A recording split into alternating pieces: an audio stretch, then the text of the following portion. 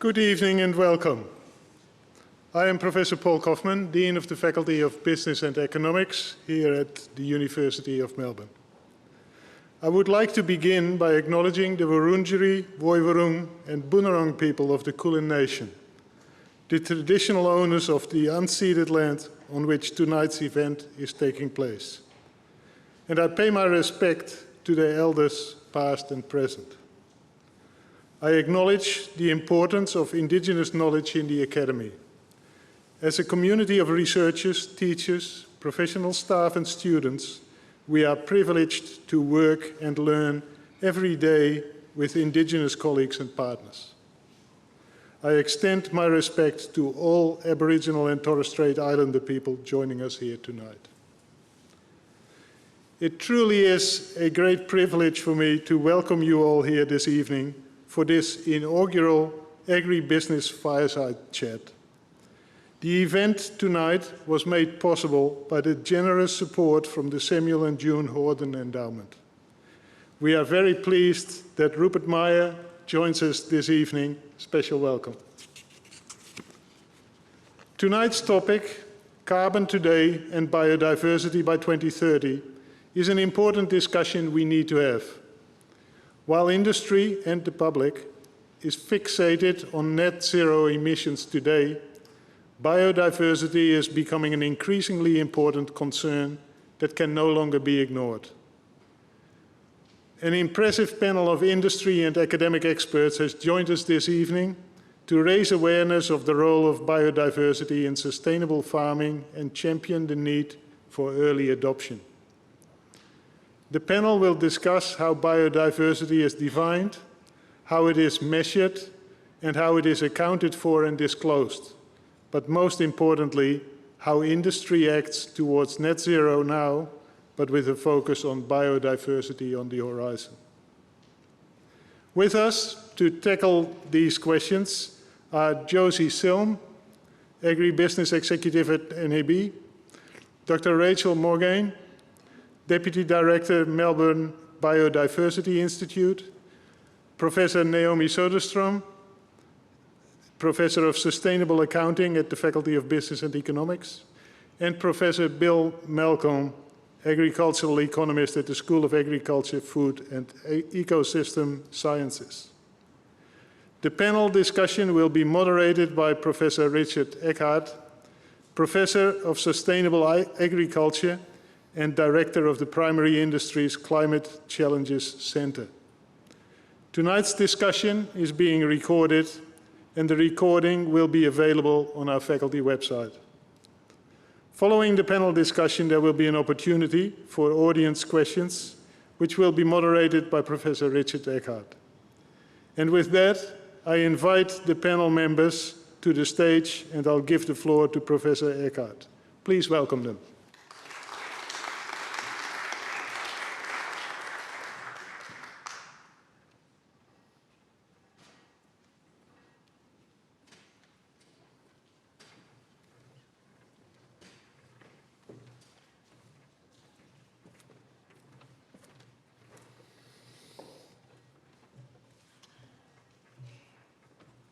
Good evening, everyone. I'm Richard Eckhart, and I'm your moderator tonight. We're going to try and keep this a fairly open, low-key event. And I think right up front, we're saying we don't really know enough about biodiversity. I think we're going to establish that right up front, that we don't have this together. We know lots about carbon. Well, I know lots about carbon, but not a lot about biodiversity. But perhaps as a bit of a preamble, I was quite strongly involved in the Australian Agricultural Sustainability Framework, which was a project commissioned by the National Farmers Federation to try to reconcile over 200 sustainability ESG frameworks around the world into something that is cohesive for Australian agriculture, that meets the intent of all the others. Now, why do I mention that? Because I had a big hand in this framework. You know, it's got the environmental, social, governance parts to it, but I was involved in the carbon part of it because we know exactly how to do that. We're pretty clear on carbon at the moment.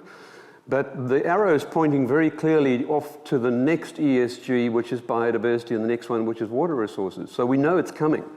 And everybody else I speak to says, yes, we know biodiversity is coming. But what is this thing? It raises some questions. What do we mean by biodiversity? Is it just trees? And I think it's not. So we've got to go beyond that.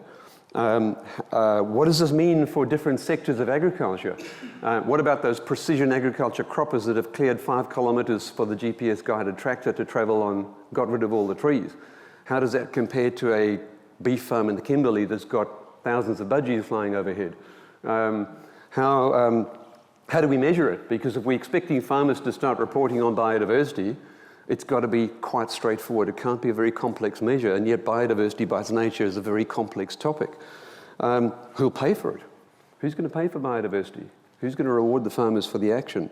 And how can we move industry towards this new thing called biodiversity, where we might have an opportunity to define how the game is played? Because carbon, IPCC told us how the game was going to be played, how it would be accounted for. Biodiversity, it's yet to be defined, and it might actually be an opportunity for us to get on the front foot with research. So enough from me. I'm going to go through the panel as you've been introduced, and I'm going to ask each panel member 2 minutes to introduce themselves, and then just to answer a question I'll throw at them at the beginning. So Josie, first of all, would you introduce yourself and tell us, why is the bank interested in biodiversity and natural capital? Thank you, Richard. So I'm Josie Zilm. I'm the Agribusiness Executive with NAB. So we're looking after our agribusiness clients, looking forward at climate, the weather, market conditions, and the climate piece and biodiversity is a big part of that as well. So I'm also a beef farmer, I will disclose that, so I'm deeply interested in this concept of biodiversity. NAB as a bank, we are absolutely activated to be considering and understanding, learning along the way what biodiversity means. We are a signatory to the TNFD, so with that comes the opportunity to learn and to have input and to lean into research so we can all understand what this means in the broader sense. And it's not just about banks, it's not just about NAB being a signatory, so it's about us working together, and that's what the TNFD does, it brings us all together. So we can play our part with government, with the education sector, and with industry to understand what biodiversity opportunities there are out there for us. I'm not sure if I'm allowed to talk about carbon, but I will. NAB is also, as the other banks, are a signatory to the NZBA, which is the Net Zero Banking Alliance, and we have under that an obligation to help our customers decarbonise and reach net zero by 2050. So for the ag sector specifically, which I've been doing a lot of work with, biodiversity is a nature-based solution to decarbonise. And so some of the things that we've been doing with the opportunity to turn our mind to this is research. And one of the interesting things is a partnership that we've got with Farming for the Future. I lost my words there. They've done some really incredible research to understand the biodiversity of a farm and also measure the financial outputs that are coupled with that. So there's some really great research there that says that there's some, if you can reach a certain point of biodiversity, there's positive financial outcomes for you as well. So if there's a farm, so I will wrap it up, if there's a farm that's got some great attributes from biodiversity activities that they've been undertaking, it's great for the farmer and it's also great for the bank. Thank you, Richard. Great, well done. So that naturally comes to Rachel, who's the Deputy Director of the Melbourne Biodiversity Institute. And if you wouldn't mind introducing yourself, but also, what is this thing called biodiversity? We've got a federal government initiative that is about planting trees. Is it just trees in the landscape, or is it more than that? It's a lot more than that, Richard, but I'll start with introducing myself. So yes, I'm Rachel Morgan. I'm Deputy Director of Melbourne University's newest interdisciplinary research institute, the Melbourne Biodiversity Institute. The idea behind the institute is to bring together all of the expertise at the university to solve really complex challenges to do with biodiversity, and that is everything from inspiring people to connect with nature and understand and appreciate nature, right through to how we measure, how we assess biodiversity in agricultural landscapes, in business settings and so on, right through to how we actually do the kind of science around preserving and recovering our biodiversity. So biodiversity is, in really brief form, the diversity of all living things.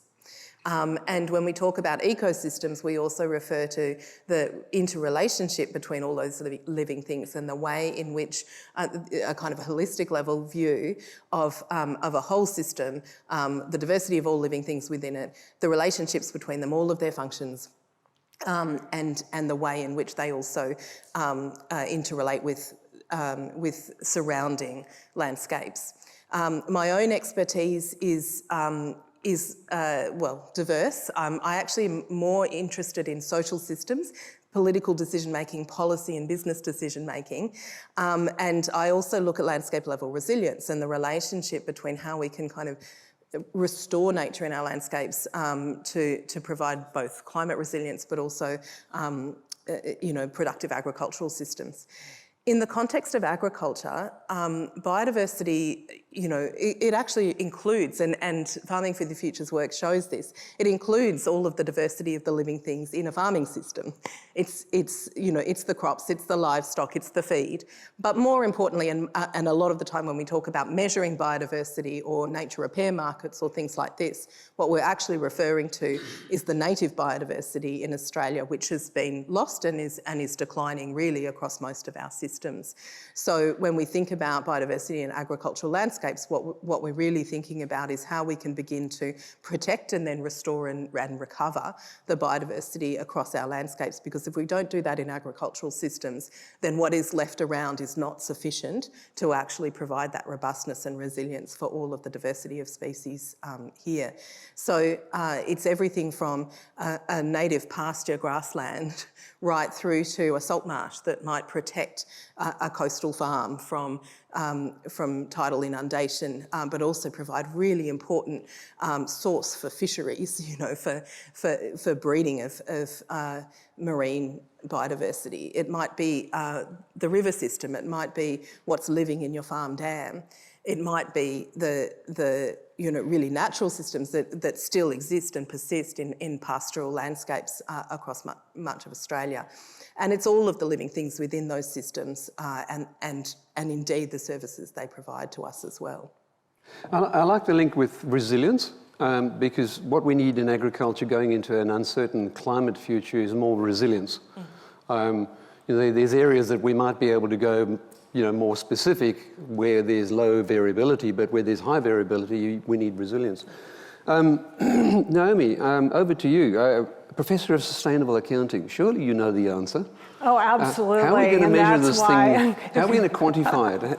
If I knew the answer, I wouldn't be here. I would be making millions of dollars out there consulting with everyone to measure biodiversity. It's a very complex issue, as is noted, but what you need in order to get the ball rolling in this area is, first of all, you need to have some government impetus behind it, because we had many, many years of voluntary sustainability reporting. We ended up with hundreds of different sustainability reporting mechanisms. It wasn't until we had the G20 get together and designate the TCFD to focus on climate-related financial disclosures, and then all of a sudden everyone went on board, and we now have financial accounting-related standards to report on climate-related issues by companies. So we need to have the same kind of thing when it comes to nature and in biodiversity, and we do have that coming. So we have the government impetus. Australia is one of the 200 companies that signed on to the Kunming Montreal Global Biodiversity Framework in December of 22. We have an extension of the TCFD, which was the Task Force on Climate-Related Financial Disclosures. That's the TNFD. the Task Force on Nature-Related Financial Disclosures. So it's basically the same model that we use for carbon, but they're trying to extend it to nature. Now, this is difficult because nature is different from climate in many, many different ways. They're interrelated, of course. But so now, instead of just focusing on risks and opportunities, we now need to look at dependencies and impacts, risks and opportunities. And you can guess that biodiversity is really enmeshed in all of those aspects of things that will need to be reported. The problem is we don't really know how to measure things. And so that's under development. The good news is that the regulations that will follow from TNFD will allow for some experimentation.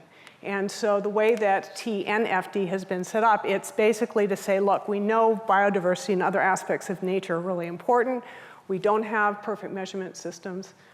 At the moment, we want companies to do a careful analysis of where they are impacting nature and where they are using ecosystems and report that. And then the disclosure will evolve from there. The hope is that we aren't chasing away the good in search of the perfect. So they're willing to start slowly and let companies learn. Now, this is very different from traditional financial accounting disclosures, but it's good to see that governments and standard-setting groups are willing to just get things started and then let the market try to figure out some of these more technical issues about how to measure these things in the best way that we can. So that's good news for a research institution that we don't know how to measure it, because there's lots of research to be done in figuring out how to measure it. We always look for those questions. So, Bill, I'll come to you. Bill's a professor of agricultural economics, and I've worked with Bill for many years, and Bill always comes from the opposite direction to what you thought he should have. So I'm just warning you up that Bill, who's going to pay for this? Yeah, well, sorry, I've got to stand up. And I'm programmed to talk for 50 minutes, but I'll keep it down. Bill Malcolm, two passions, I guess, farming and economics. And I was recruited here in 1980 by Professor Alan Lloyd, one of Australia's great agricultural economists. And I think I saw Ian Blair here, you might have taught Ian. And Alan recruited me on the basis that Alan Lloyd was one of the old-style public intellectuals. You don't see him nowadays, but he was very involved in, he was critically involved in preserving the little desert when they were going to bulldoze it all. And he recruited me on the basis, he said, oh, you know some economics, on your background, he said, I'll take a chance that you'll get involved in public policy, and he'd have loved an event like this. You'll get involved in public policy, and there's a good chance that you'll get it right in that you'll aggravate both the farmers and the environmental lobby. And so that's sort of where an economist should be sitting. As Alan said, a popular economist like a popular tax collector, it means you're not doing your job. So who's going to pay? The answer to that lies in economics, economic theory. And there's two ideas there. One is opportunity cost. You can't get something without giving up something. The other big idea is market failure. Markets are good at many things, they're bad at many things. They are good at, when markets fail, they produce too many bad things or not enough good things. Too much CO2, not enough biodiversity. Market fails as a role of government. As long as the benefits exceed the costs, government should fix it, everyone's better off, and in this case, future generations are better off. There's an angle on who should pay in that. There's also, the polluter should kick in, and so should the beneficiaries. And so we're all beneficiaries, and this generation's obligated to the next generation, I would have thought, to try and bequeath as much of the biodiversity as we can preserve to them. So how do you do it? What benefits are there in it? Well, first of all, good farming preserves a lot of good biodiversity, right? So it's not all one way. There's complementary effects from good farming that we've known since the ancient Romans and Greeks. Bad farming is detrimental to biodiversity. We create a value for biodiversity. Not only are we trying to preserve biodiversity, we want to do it efficiently. Because if we can do it efficiently, we've got more to do other stuff. So the answer to the question is, who pays? We do. How? One way. There's many ways. One way, part of the solution will be creating a value for it. And as I said, some good farming is complementary to preserving some biodiversity, detrimental to others. So create a value and we all should pay, Richard. That's kind of what I expected you to say. So let's open it up to questions now. I mean, I've got plenty of questions to keep us going, but that's not the point of tonight. Tonight is, do you have any questions that you would like to put to the panel and see if we can explore this? I think you've got a sense already that we know this is coming. We know it's a big issue. We know that agriculture needs to prepare for it. We don't quite know how to measure it. We don't quite know how to account for it. There's a lot of research questions. Anyone want to start off? Question over there. Can I direct my question to Josie specifically, but also more generally? One of the, my involvement's been in the financial investment world through my career.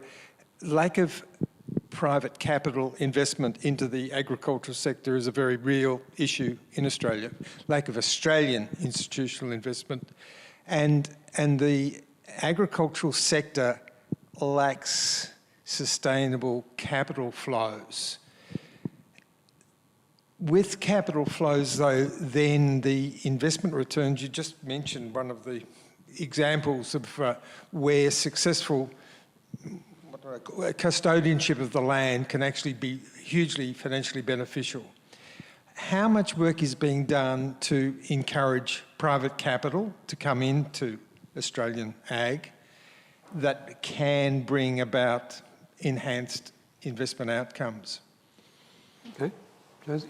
I think that that's evolving. So I think what we're seeing is increases in awareness. There's another question, sustainable products, are consumers willing to pay? Are they worth more to the farmer? Maybe not quite yet. But as far as banks go about encouraging the spend on these sustainable activities on farm, there's sustainable linked finance available that the banks are activating, and they're backed by green bonds, so there's money there.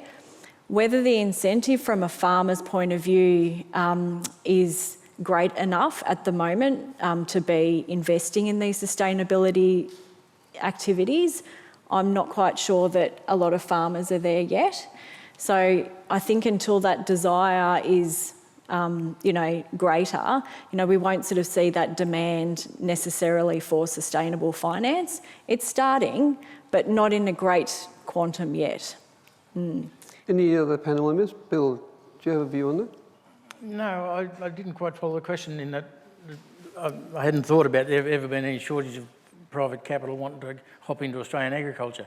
But there is a relevant comment I could make in that 80% of Australia's gross value agricultural product is made by about 20 to 30% of farmers, right? And so there's a lot of farmers out there, but all farmers manage the natural environment, right? So there's a lot of farmers out there who aren't making a lot of money, not contributing much output, but they're managing the natural environment. So the margin between getting what they need to be paid to set some of their land aside or do biodiversity favourable things, the margin between that and the cheap food they're producing, that's not that big. So what I was thinking about when I thought about this problem was there's 20 or 30% of farmers out there making nearly all the output, most of the profit. There's a lot out there not making much. If you had a sustainable stream of income that was not going to fluctuate, I think there is a considerable number of proportion of total farmers who wouldn't have to give up as much as the best farmers to get into this new market if it existed. And we have dipped our toe in the water in the past with that bush tender stuff in the early 2000s, the state government, and each state government had programs where if I had a few hundred acres of native grass, I could say, look, I won't develop it and run 12 DSE and $600 gross margin per DSE per hectare. I'll put a tender in it to the government. If you pay me $400 a year every year forever, I'll leave, I'll preserve it. that was a market, and that was a very efficient. We dipped our toe in the water there, and there's a long way to go. But they're the sort of mechanisms that I see as having some prospects as a private sort of market-based solution, or private-public solution, funded by the public. But the farmers would contribute. Another angle would be farmers would contribute an environmental levy like they do their R&D levy, because you've got to get the incentives right for people to be part of these things as well. Another question. Sorry, we've got 2 microphones going around, so stick up your hand, get a microphone, and then you'll be next. Hi, I'm Lily Peachy. I'm also from the National Australia Bank. And following on from that question, I've got a question for the whole panel on the role of targets in achieving that kind of level of biodiversity protection that we might want. And I guess I'm thinking about that in the context of carbon neutral kind of targets driving a lot of investment in technology. What role will a kind of a nature positive target play, do you think? Ooh, who'd like to? Rachel? I'll start. Naomi? So under TNFD, there are still, like TCFD, there are targets. And there aren't specific biodiversity targets, but the way that TNFD is designed, at least at this point, is businesses, farms need to figure out what are the areas where they have dependencies and impacts, which would include biodiversity. And then you sort of step back, because we can't measure biodiversity very well, but you can look at things that impact biodiversity. And so that's what the targets would be set on. Now the nature of biodiversity and nature impacts in general is it's very localized. So that's what makes it more complicated than something like climate, because climate is a global kind of an issue. And carbon isn't the greatest thing to measure climate change, but at least it's a common metric that we can use. You don't really have that for biodiversity. So by its very nature, any nature impacts have to be very localized, with companies identifying the targets, explaining why they have chosen those targets and how they are related to biodiversity and other impacts on nature. Rachel, do you want to carry on? Yeah, I think I'll just add, I think targets are incredibly important, but who sets them and where they operate is going to be really, really key. For example, if you have global targets for nature that are designed around, we were talking about this before, designed around parts of the world that have fairly consistent weather patterns from year to year, you're not going to be able to apply them in a continent like this one, where there's so much variability year to year that any single measure is going to pop up and down, and so you really need that consistency over time. So targets that are suitable for Australia are really going to be crucial to set the scene for Australian agriculture and Australian lenders and others for making these decisions. One of the groups that I actually do quite a lot of work with and consult with is Australia's natural resource management sector. One of the really interesting innovations that I've seen in that sector recently is that the natural resource management sector covers the entire continent and is interlinked. It's an interlinked infrastructure designed to try to work with landholders, but also with World Heritage areas and parks and Indigenous land managers around protecting and restoring natural resources. But because it's national, and because the infrastructure is actually built on data and undertakes regional planning, one of the innovations that's come into the Australian sector recently is working with some of the rural development corporations to set regional targets that are relevant, so that farmers or particular farming sectors like cotton can actually develop their indicators against regionally relevant measures. And so what you're reporting on is your ability to achieve that target that is regionally set in order, according to kind of integrated priorities that also, by the way, take into account community values and local First Nations values, along with independent, or some more science-based measures of, say, biodiversity outcomes. So I think there are innovative ways to develop measures that can be regionally embedded, but link up to more national and global systems, like the TNFD. And I'm looking forward to seeing that develop further. And Lily, before this meeting, ABARES just brought out a sustainability type study, and when the sums were done properly, not using the European or whatever measures, measured properly our intensity measures for carbon and all that, and I thought I must tell the crowd this. I don't know whether it's good or bad news. We're not as bad as everyone else, as the US, as EU, as Russia, as Brazil, on all the biodiversity measures, right? We're not as bad as everybody else. I don't know whether that's good or bad news for you. But the point I was going to make was targets are a really dangerous sort of idea, but when they adjusted from the European imposed ones for Australian conditions to get an accurate measure, we actually we come out pretty well.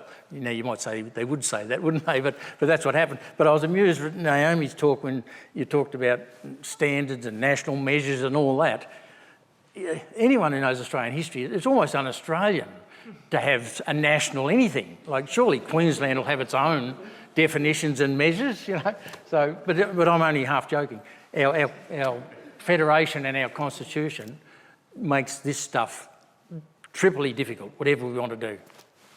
So it comes back to Rachel's point about it has to be system-specific, region-specific, but is it also a relative measure rather than an absolute measure? Carbon was an absolute measure. If you've got 5% soil carbon or 6%, whereas biodiversity has to typically be how far are you on the potential towards optimum outcomes? It doesn't sound like an absolute measure. It sounds like a relative to the potential of your environment. Is that where we're headed?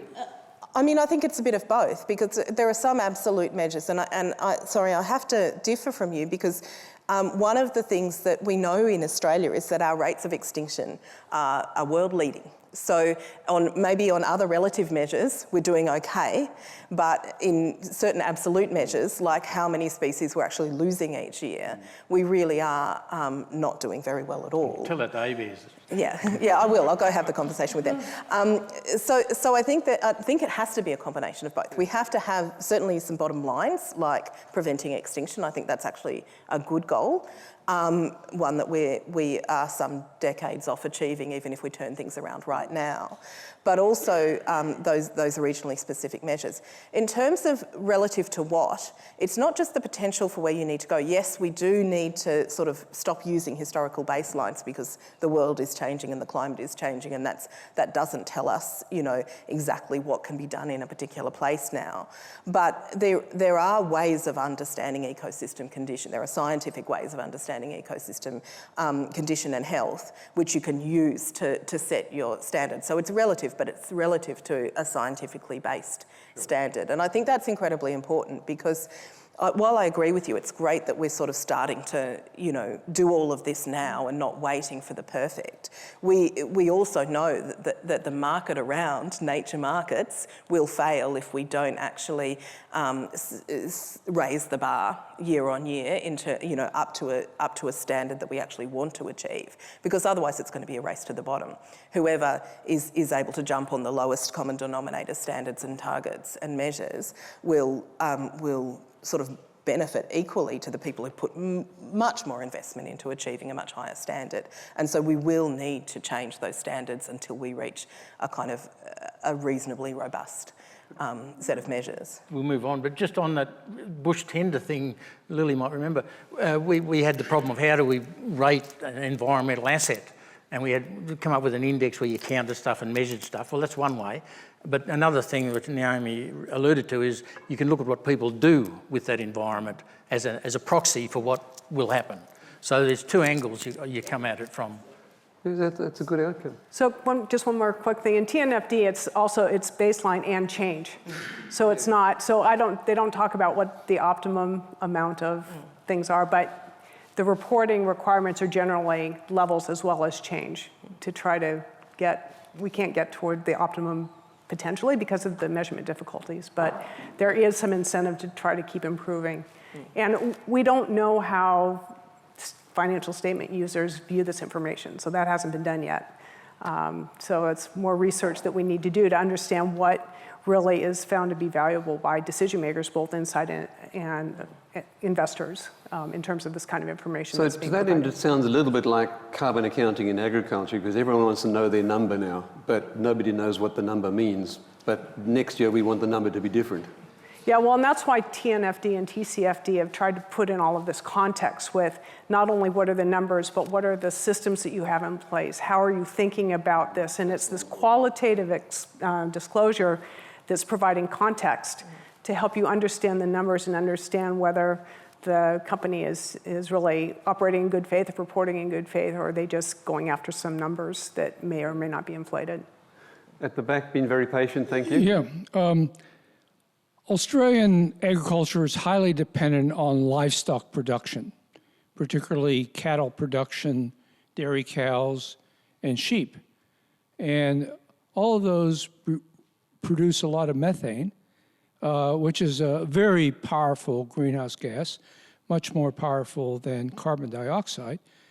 And there are environmentalists and probably environmental scientists that say that we need to move beyond so much dependence on meat and to move toward vegetarianism and veganism. So is Australian agriculture prepared to go that direction? Or, yeah, so how do you develop a sustainable agriculture in Australia when it's still so highly dependent on livestock production? And the moderator is the expert on this.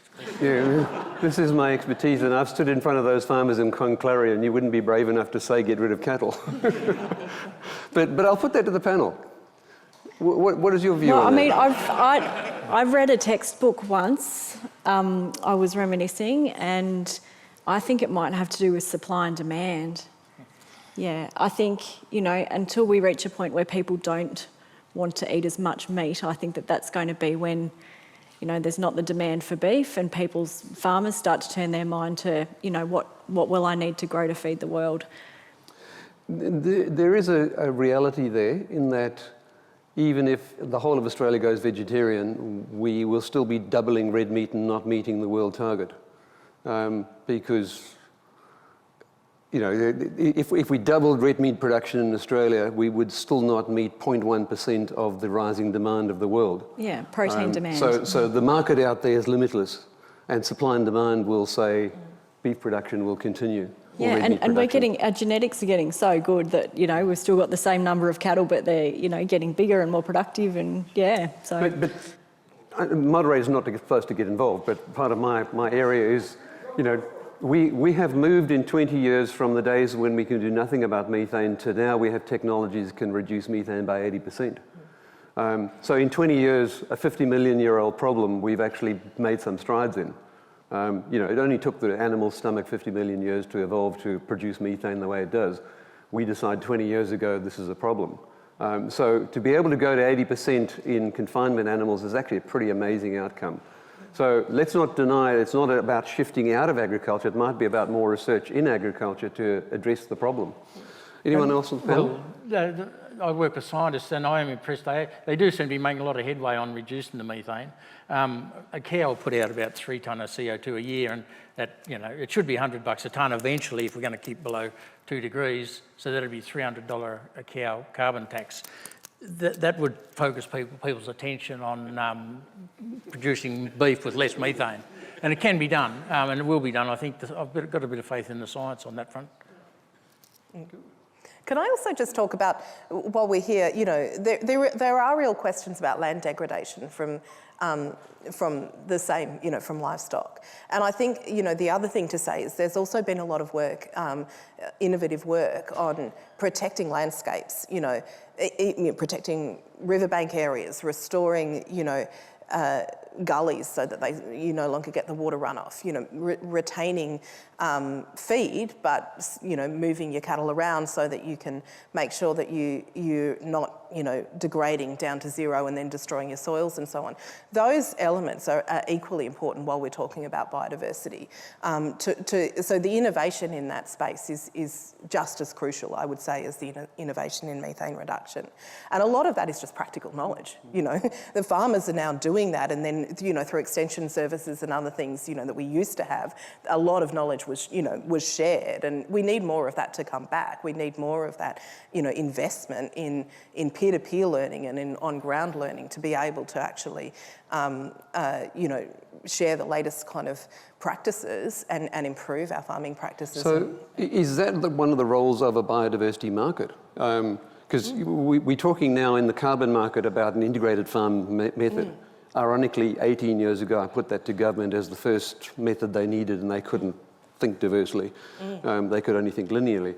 But now, 18 years later, we come to an integrated farm method where we credit for all parts of carbon in the landscape. So if you cut your stocking rate slightly, you get more biodiversity in the landscape, you get more shrub restoration. Is that a role for markets to help incentivize farmers towards? Well, yeah, markets are wonderful at providing information. And we could find, if we had markets, we could find out how much society is prepared to pay to preserve a particular sort of biodiversity and how much a farmer is prepared to be paid to prepare it. So the information that comes out of like the carbon market, when it works properly, we then actually leads to the right decisions if everyone's well informed. The market as it's designed, the nature repair market in Australia, as you know, at least at the last reading of the bill, I haven't actually caught up on the news from today's Parliament about what's happened, unless somebody else knows. But, you know, unfortunately, it doesn't actually start to really think about those integrated methods yet. It's about adding biodiversity on to some of the existing, you know, integrated carbon measures rather than, and really that can be hugely diverse, which is necessary, as we've discussed, but it means that you're not getting that sense of the integrated farming methods that can lead to the integrated improvement in biodiversity across the farm necessarily. It's not necessarily going to drive that. It might literally be about, you know, buying a little bit of, you know, a pocket of vegetation somewhere rather than... So the nature repair market, is that the same as the biodiversity pilot that the government's looking at? Because my impression is you had to register an environmental plantings methodology under carbon and then get a biodiversity credit on top of that, which sends the wrong signal that biodiversity is trees. Yeah, that's right. So that's a separate mechanism. The nature repair market should be more diverse than that. Yeah. It's a separate piece of legislation with a separate kind of governance structure, and there's lots of mechanisms to try to prevent double dipping. But so in theory, the nature repair market should deliver a greater diversity of projects. The problem is that they haven't really actually solved the question of who's going to fund it yet. So, you know, I'd love to see it work, but I think we do need to get to the bottom of whether it's TNFD that's going to drive some of this funding or how to actually integrate that more effectively with carbon in a way that doesn't just drive us back to... I mean, not that there's anything wrong with planting trees in certain landscapes, but we actually also... Yeah, but biodiversity is much broader than trees. Much broader, yeah. It's about soil biodiversity. I mean, is biodiversity even around that precision agriculture cropper going into crop rotations rather than wheat on wheat on wheat? Is that an element of biodiversity as well? Do we think of it like that? Well, I mean, it can be, you know, because what you actually need is to think about that integration between the soil biodiversity and microbia, you know, what you're actually growing in terms of the diversity of your pastures and your ability to sustain and not erode so that you're not destroying your waterways in the process, which are also part of your biodiversity, right? So clean and fresh water that can help the freshwater biodiversity to thrive. So yeah, absolutely. Back out to a question over there. I thank you, Professor Richard and the panel. I've got a question really around public policy. We know the private market has been mobilized, and to Josie and Professor Bill's point, like, you know, the market is ready for investing into sustainable finance future. And to be honest, the three of us came from Westpac climate team, so I can vouch to what Josie and Lily said here. And also in the court of public opinion, we all know it is the right thing to do, but also become a legislated, just a, you know, legal thing to do about TCFD disclosure on climate-related financial disclosure. Now, coming to TNFD, I know a lot of you mentioned about we don't have an answer yet, or we're still working towards the answer. But let's say, you know, if we have a bunch of policymakers here in the crowd today, what are the key things you'll be calling out to these policymakers to underpin the journey we're about to get on? on biodiversity and nature? Thank you. Who's going to take that on?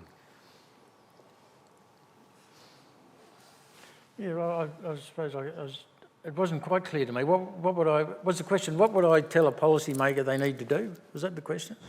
Do you enable us to get on the journey of biodiversity, quantify it, and nature?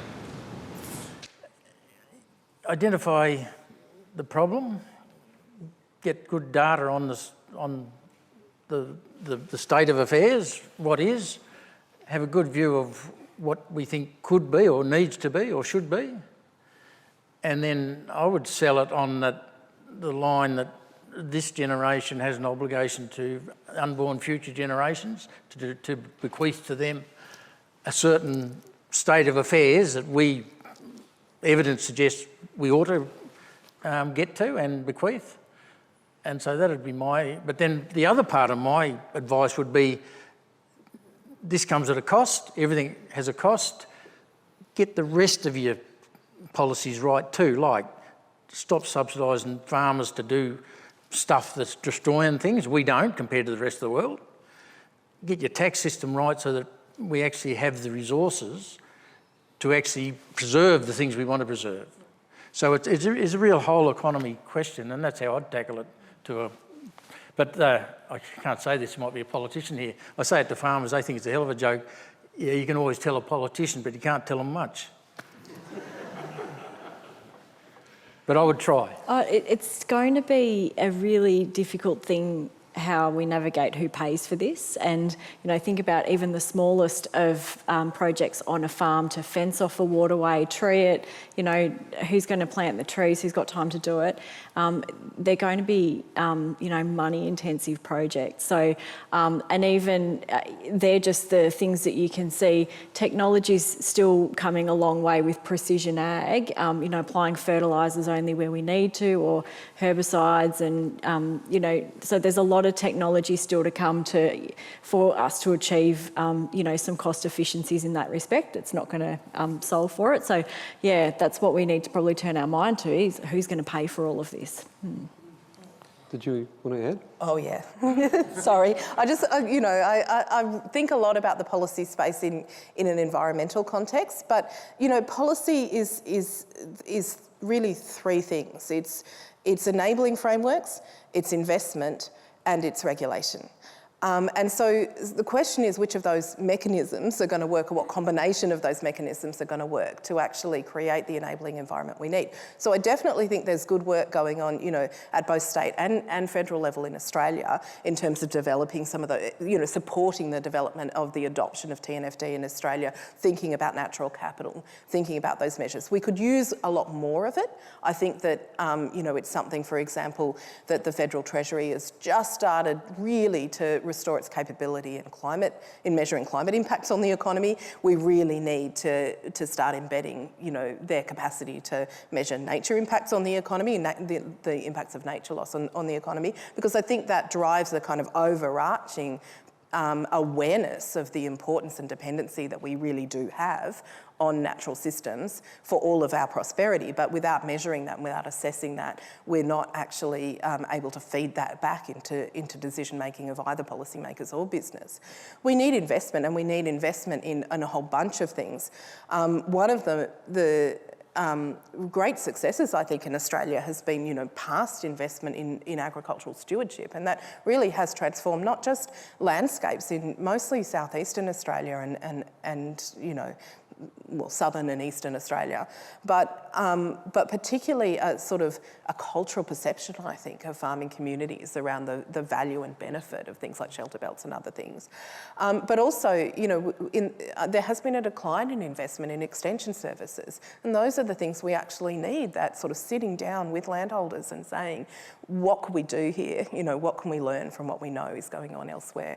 And so I really think, there's a huge role for that, which means that if you do all of that enabling stuff, you're not needing to do the regulation. We know that there's been real challenges with regulating, for example, loss of vegetation or destruction of vegetation in agricultural landscapes in different states.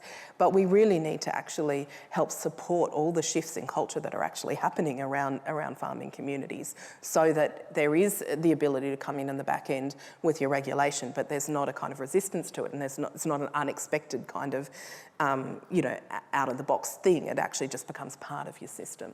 I'd agree there's been quite a cultural change. Anyone like me working in climate change in agriculture 20 years ago, you get rocks thrown at you, and now you get invited to speak at the Northern Territory Cattlemen's Association, which is quite a breakthrough. A question in the second row? Right. My name's Ian Blair. Question for Bill.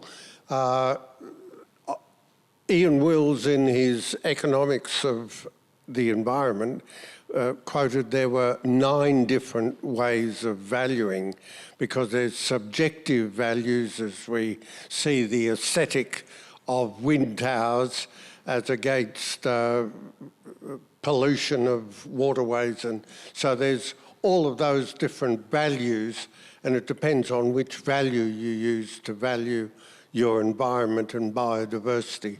So that's one question. The other question is about waste the polluter pays. Now, that would also provide a stream of additional funding to mean that the waste that you've reprocessed virtually costs nothing to the farmer, but it's been paid for by the polluter. At the moment, the waste coming out after it's been processed is too expensive to use in agriculture. So those are the comments I asked, questions to raise with you. How do you overcome that? Well, the polluter pay, to fix a market failure problem, if you can make the polluter pay, you should, and if you can't, and the benefits exceed the cost, you should still fix it. So, but yeah, one of the criteria is polluter pays, beneficiaries pay. So that's quite standard, and that's reasonable. The second point about valuing things, there's a lot of really important things in society we can't put a value on.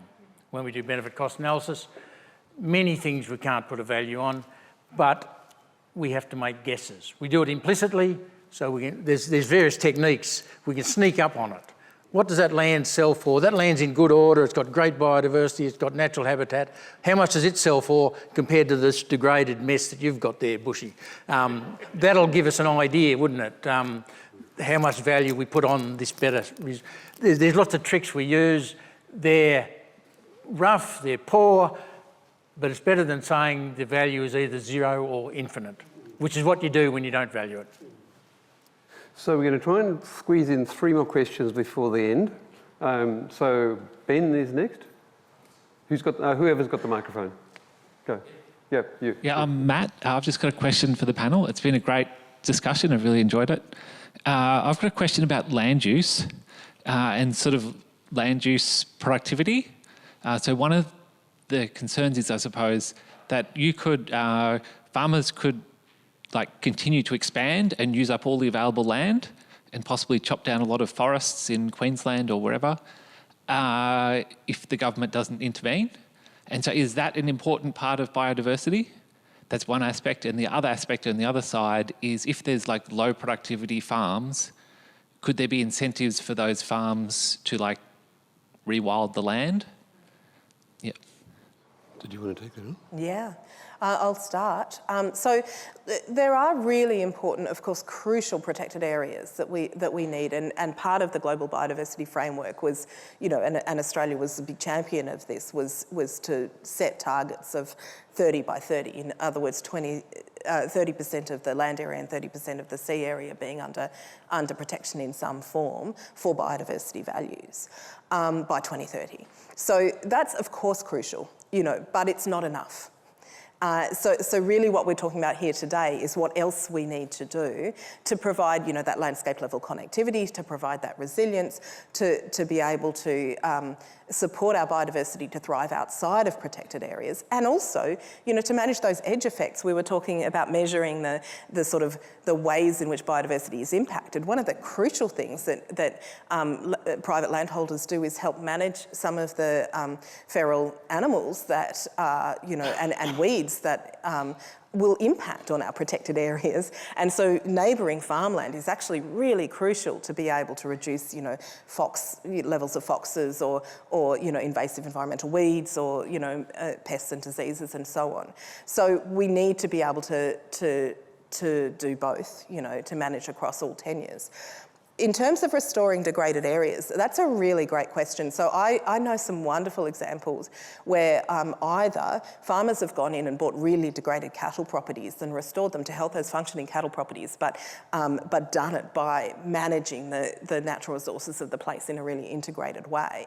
Restoring the vegetation, removing the gullies, changing the way in which water flows through the landscape and so on and so forth. The other thing that is happening and that is really exciting to see is that in cases where degraded properties have kind of been abandoned, in some cases, groups like the Indigenous Land and Sea Council are supporting First Nations groups to be able to purchase those properties and restore them, and then seek investment through the Emissions Reduction Fund or carbon investments or other things, and really use a sort of healing country approach to restoring those properties. So they ceased to be functioning farms because they weren't actually producing any profit at all. So they became abandoned in periods of drought and so on. And so there really are some fabulous examples of where that's happening. And yes, I think more enabling investment to help people get over that hump of what to do to get to restoration is something I'd love to see. And people look at a map of Australia and they think, gee, that's a big place. Only 6% of it's any good for actual farming. And pastoralism is the rest, but actual farm's only 6%, so 46 million hectares or something. So there's a hell of a lot of it that could be put to other better uses. Yep. I just wanted to note really quickly, in TNFD, they're coming up with sector standards, and they've got sort of examples from the agricultural industry, and they include measures of productivity. So in accounting, we discuss the importance of transparency and providing information for decision makers. Then you've got a trade-off between providing too much data that isn't information. But for the agricultural sector, they're talking about discussing productivity, discussing regeneration of degraded areas, and so in pesticide use. And so these are the building blocks. Once again, we don't have a measure of biodiversity, but we have these building blocks that hopefully get a lot of dimensions that are going to be related to biodiversity. But productivity is certainly one of the things that they're discussing. So we're kind of running low on time. Can we go to two questions? There's one up front and one at the back. Ben, are you ready to go? Yeah, thanks, Rich. So we've talked quite a bit about the TCFD and TNFD, and the way that I've observed things is that that's been a global driver of change for Australian corporations. But locally, we also had a similar driver with a legal opinion by QC Noel Hutley back in 2016, who found that climate was financially material, and therefore that directors of boards had a legal duty to look at climate and how it might be affecting their businesses.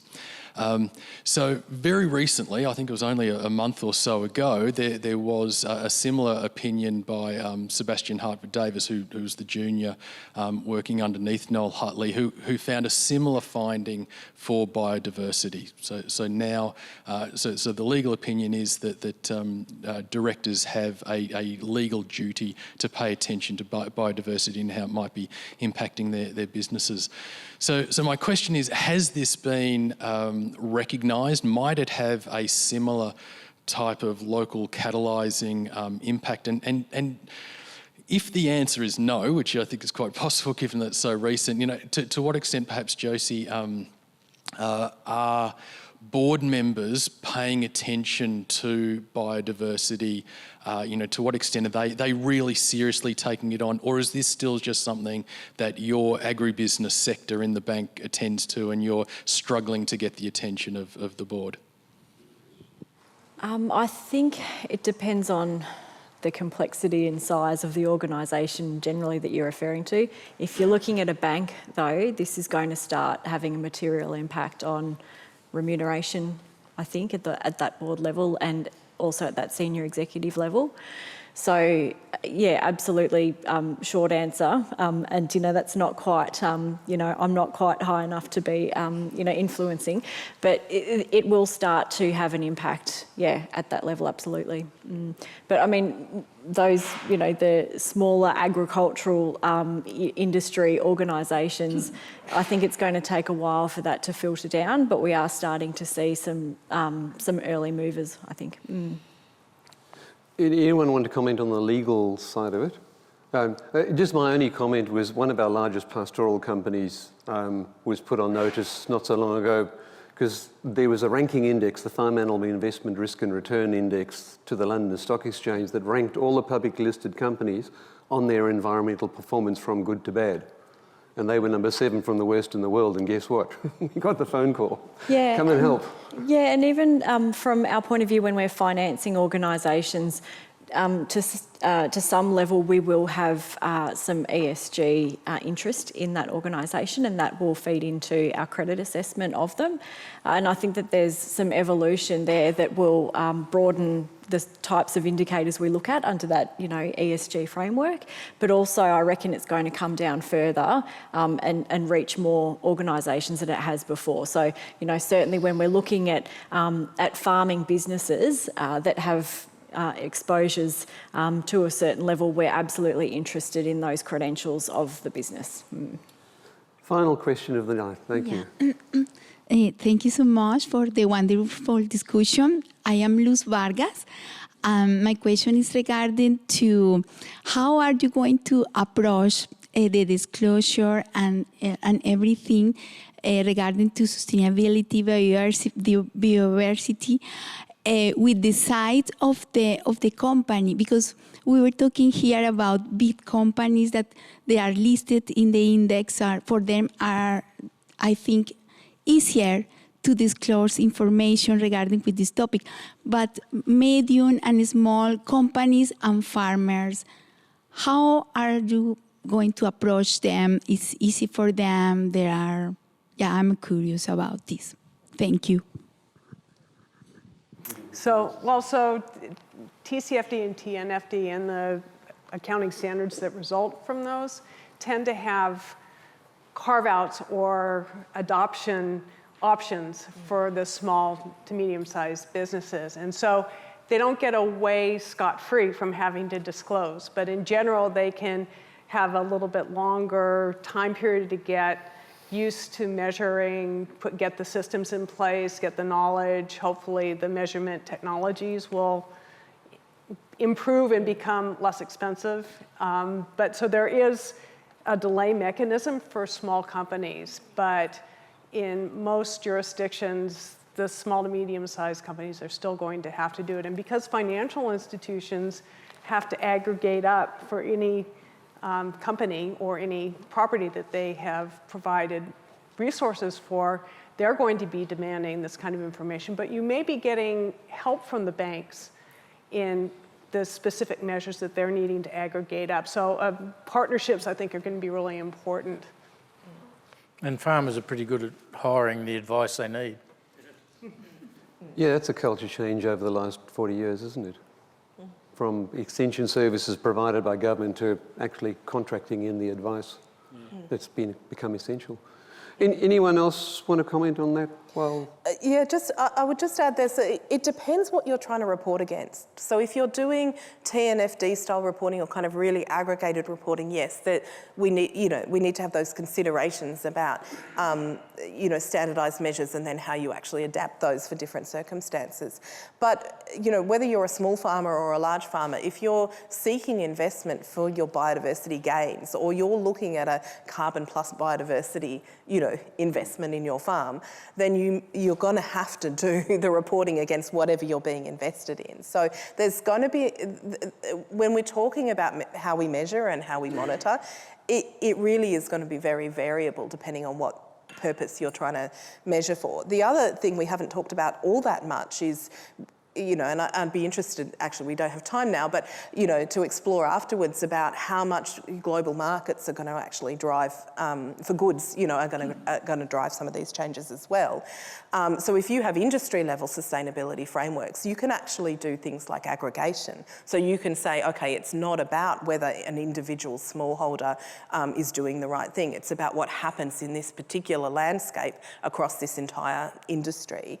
And so you can actually get the accreditation for the industry on a global market without knowing that every single enterprise has achieved a certain biodiversity outcome. And that's really crucial, because if it depends where you are in the landscape, how much you can do as well. So that kind of aggregation can also help prevent some of those perverse outcomes where you're devaluing someone who's doing their very best but happens to not be in the right part of the landscape to get that quick regeneration or biodiversity outcome. So hopefully we learn from the carbon markets what not to do about aggregation, because the middle person gets all the money in the carbon markets and not the people on either side. Exactly, which is why I'm an advocate for publicly funded extension, because I actually think there is a problem when it's based on In Australia right now, if you're a farmer and want carbon advice, you can only get it from a conflict of interest salesperson who's trying to sell you on a carbon project. Indeed.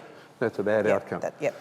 So I think we're out of time, and so thank you very much for your questions, everyone. And I think you agree we could probably go on for another 45 minutes at least, delving into, well, how do we measure this thing and what's the research questions we've got coming here. So thank you very much to the panel and the audience for your participation. The University gratefully acknowledges the support from the Samuel and June Howden Endowment for making this event possible. And I'd like to now ask Mr. Rupert Meyer, AO, to come and say a few words in closing for us. Thank you, Rupert.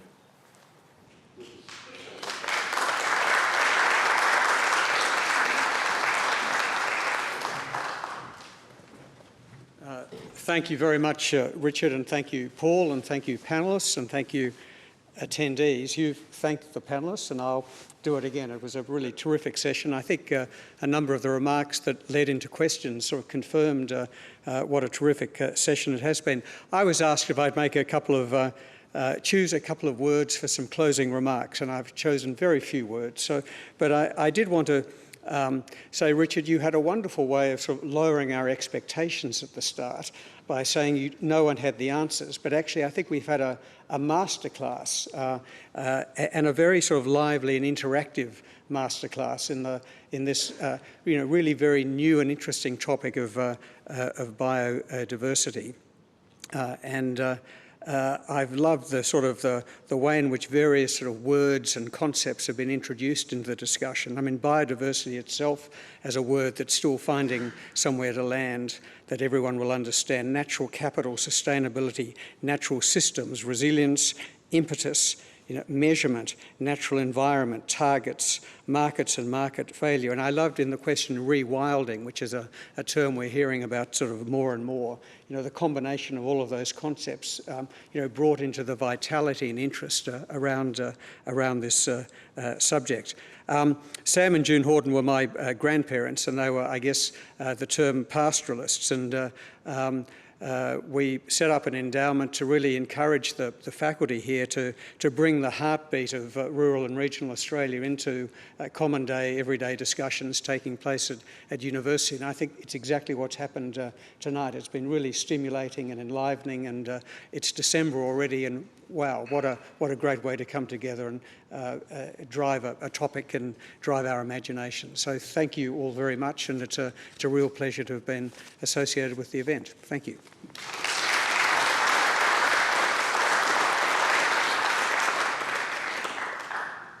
Thank you very much, everyone, and a final thank you to the panel, and hope you can still mingle a bit. Thank you.